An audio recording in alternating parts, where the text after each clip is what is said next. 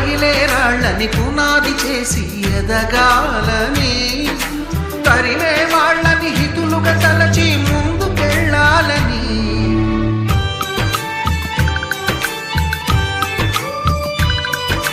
కన్నుల నీటిని కలల సాగుకై వాడుకోవాలని, కాచే నిప్పుని ప్రమిదగా మలచి కాంతి పంచాలని, గుండెతో ధైర్యం చెప్పెను, చూపుతో మార్గం చెప్పెను,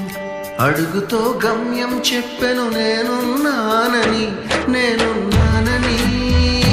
నీకేం కాదని, నిన్నటి రాతని మార్చేస్తానని.